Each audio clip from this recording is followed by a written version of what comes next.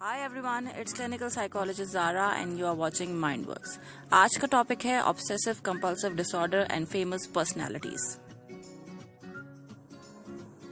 मैं उम्मीद करती हूँ कि आप सब खैरियत से होंगे और दुआ गो हूँ कि अगर आप लोग किसी भी परेशानी का शिकार हैं तो जल्द से जल्द आप उस परेशानी से बाहर निकलें। तो आजकल मैं एक क्लाइंट को डील कर रही थी कि एक केस को डील करी थी। जैसे कि आप सबको पता है that I am a clinical psychologist. तो आजकल मैं एक केस को डील कर रही हूँ जो कि ओसीडी से रिलेटेड है। ओसीडी यानी ऑब्सेसिव कंपल्सिव डिसऑर्डर के ऊपर है। तो मेरे जहन में क्यों आया कि मैं इसके ऊपर एक वीडियो बनाऊँ, इस वजह से आया कि जब मैंने उस क्लाइंट के घर वालों को बताया कि आपके बेटे को ओसीडी है तो उनका रिएक्शन इतना सरप्राइजिंग था कि उनको मालूम ही नहीं था कि ओसीडी होता क्या है। तो तब मुझे ये नीड जहन में आई, मुझे ये नीड महसूस हुई कि मुझे इस पर एक वीडियो बनानी चाहिए कि आम तौर पर लोगों को पता होना चाहिए कि ये कौन सा साइकोलॉजिकल डिसऑर्डर है और ये किस हद तक हमारे माशरे के अंदर प्रिवेल कर रहा है। तो लेट्स स्टार्ट द वीडियो। अच्छा, अगर हम देखें कि ओसीडी होता क्या है तो OCD is a obsessive compulsive disorder. इसके अंदर दो पार्ट्स होते हैं, एक ऑब्सेशंस होती हैं और एक कंपल्जन होती हैं। ऑब्सेशंस क्या होती हैं, पहले हम इस पे बात कर लेते हैं। ऑब्सेशंस जो होती हैं ये फ्रीक्वेंट आती हैं, बार बार आती हैं। ऑब्सेशंस जो होती हैं वो अनप्लेजेंट अनवांटेड थॉट्स होती हैं, इमेजेस होते हैं या कोई कुछ करने की अर्ज होती है और ये फ्रीक्वेंट होती हैं, बार बार इंसान के माइंड में आती हैं और ये मोस्ट कॉमनली तौर पे एंग्जाइटी या अनईजीनेस की फीलिंग्स को कॉज करती हैं। इसके बाद एक इंसान जिसको ये सारी थॉट्स इमेजेस उसके माइंड में आ रही हैं, एक इंसान उन अनप्लेजेंट थॉट से बचने के लिए कंपल्शंस करना शुरू कर देता है, यानी बिहेवियर को परफॉर्म करना स्टार्ट कर देता है। कोई भी उसे थॉट आ रही है वो उससे बचने के लिए कोई भी बिहेवियर एक्ट करना स्टार्ट कर देता है। वो बिहेवियर बार बार करता है जिसकी बिना पर उसकी फंक्शनैलिटी जो है वो इम्पेयर होना स्टार्ट हो जाती है और उसका जो डेली लाइफ फंक्शनिंग है वो ख़राब होना शुरू हो जाती है। इस दो पार्ट्स को हम कहते हैं ऑब्सेसिव कंपल्सिव डिसऑर्डर। अगर मैं एग्जांपल देकर आपको समझाने की ट्राई करूं तो एक इंसान है जिसको ये खौफ है, जिसको ऑब्सेसिव फियर है कि उसके घर में चोरी ना हो जाए, तो वो बार बार क्या काम करेगा। अब ये थॉट उसके जहन में बार बार आ रही है, वो कहीं जा रहा है तब भी उसके जहन में ये थॉट आ रही है, वो घर में है तब भी उसके जहन में ये थॉट आ रही है, वो स्कूल में है पढ़ रहा है या वो अपने काम पर जा रहा है तब भी उसके जहन में ये थॉट आ रही है। अब वो क्या काम करेगा कि या तो अगर वो घर से बाहर है तो या तो वो घर वालों को कॉल करेगा कि देख लें कुछ है तो नहीं, कुछ घर में प्रॉब्लम तो नहीं है, बार बार वही काम करेगा। और अगर वो घर पर है तो वो बार बार घर के डोर्स को, घर की विंडोज को चेक करेगा कि बंद है, या घर से बाहर झांक के देखेगा कि स्ट्रीट पर हर चीज़ ठीक है। तो ये थॉट उसके जहन में बार बार आ रही है जिसके बाद वो बिहेवियर परफॉर्म कर रहा है in the form of calling their friends and family, और या फिर अपने विंडोज को चेक कर रहा है या स्ट्रीट्स को चेक कर रहा है। इसकी वजह से, इन थॉट्स की वजह से उसकी डेली लाइफ फंक्शनिंग इम्पेयर हो रही है और वो उसके अंदर उसकी अंदर एंजाइटी जो है वो इंक्रीज हो रही है।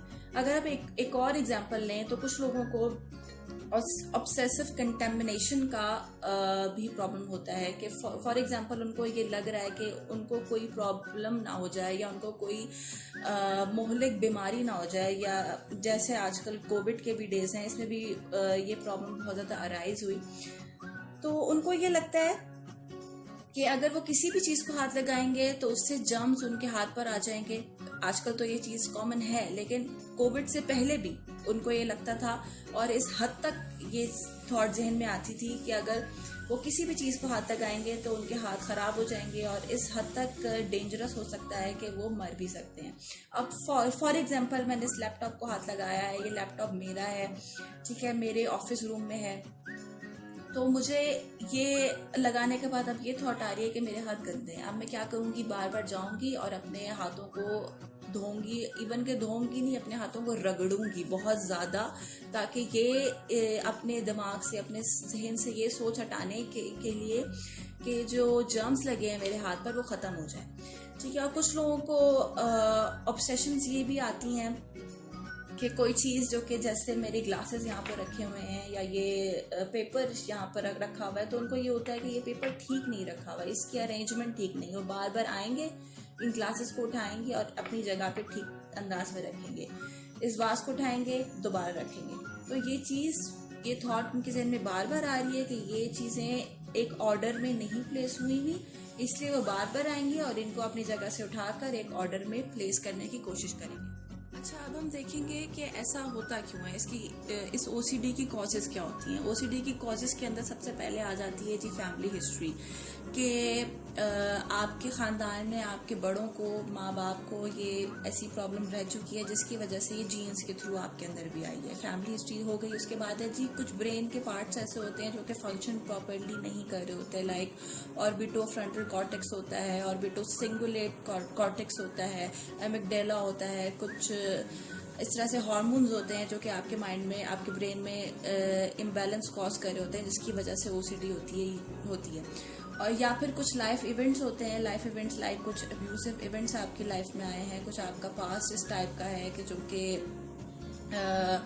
मैल फंक्शनिंग कॉज कर रहा है, या जो कि आपके ऊपर अच्छा असर नहीं डाल रहा, या चाइल्डहुड में कुछ आपके साथ ऐसा हुआ है, या आपकी लाइफ बहुत कॉम्प्लिकेटेड रही है और इसके अंदर कुछ पर्सनैलिटी ट्रेट्स का भी काम होता है कि हर इंसान की पर्सनैलिटी, जैसे आप सबको पता है, हर इंसान की पर्सनैलिटी एक दूसरे इंसान से बिल्कुल मुख्तलिफ होती है। तो अगर किसी की पर्सनैलिटी एक्सट्रोवर्ट है तो उसका किसी भी नेगेटिव इवेंट को लेने का अंदाज या उसको परसीव करने का अंदाज बिल्कुल मुख्तलिफ होगा as compared to that person जो कि इंट्रोवर्ट है।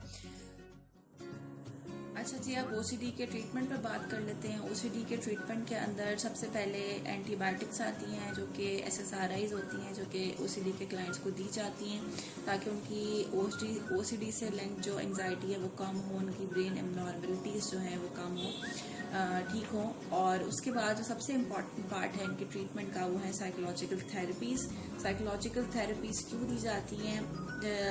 इसलिए इम्पॉर्टेंट होती हैं कि वो इंसान के थिंकिंग पैटर्न के ऊपर वर्क करती हैं। और थिंकिंग पैटर्न के ऊपर जब एक इंसान वर्क करता है तो आहिस्ता आहिस्ता उसे खुद अंदाज़ा होता है कि वो अपनी साइकोलॉजिकल प्रॉब्लम्स को कैसे ठीक और कैसे मैनेज कर सकता है।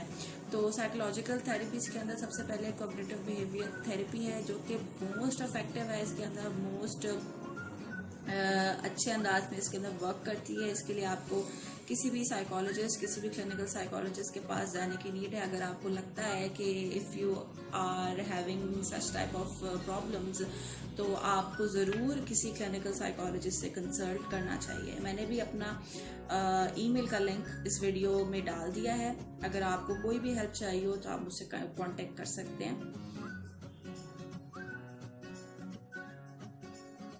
अब बात कर लेते हैं कुछ फेमस पर्सनालिटीज़ की कि जिनको ओसीडी है और उन्होंने मैनेज बहुत अच्छे अंदाज में कर रखा है।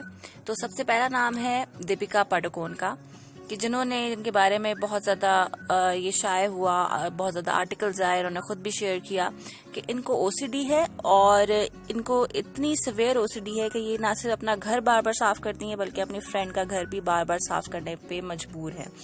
ये बार बार उसके घर जाती हैं क्योंकि उनको ऑब्सेशंस इस टाइप की आती हैं और ये फिर कंपल्शंस करने पर मजबूर हो जाती हैं। लेकिन फिर भी आप देखें, इन्होंने हिम्मत नहीं हारी और आज इनका नाम कहाँ पर है। ये सब चीज़ें आपके सामने हैं।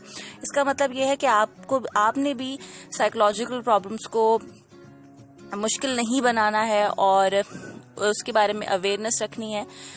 आप भी साइकोलॉजिकल प्रॉब्लम्स को मैनेज कर सकते हैं इजीली। नेक्स्ट नाम है प्रियंका चोपड़ा का, जो कि इंडिया का बहुत बड़ा नाम है, जिन्होंने बहुत ज़्यादा काम किया है और अब वो बाहर जाके बहुत एक हैप्पीली लाइफ अपने हस्बैंड के साथ गुजार रही हैं। इनके बारे में भी आर्टिकल्स में आता है और उन्होंने खुद भी शेयर किया है कि इनको भी सिवियर ओसीडी है और इन्होंने मैनेज किया है, उसको हिम्मत नहीं हारी। और वही बात है कि इन्होंने साइकोलॉजिकल प्रॉब्लम्स को सवार नहीं किया बल्कि उनको डील किया है। लेकिन हमारे यहाँ क्या होता है, अगर किसी को कोई ओसीडी सिम्टम्स आ रहे हो तो हम फौरन टैगलाइन लगा देते हैं कि ये बंदा तो पागल है। हम उसकी हेल्प नहीं करते क्योंकि हमारे यहाँ अवेयरनेस नहीं है। इवन के डोनाल्ड ट्रंप, एक बहुत मशहूर पॉलिटिशियन, उनका नाम भी आता है कि उनको भी ओसीडी था, बल्कि है, और उन्होंने इस चीज़ को मैनेज किया, तभी तो वो एक बहुत बड़े पॉलिटिशियन बने।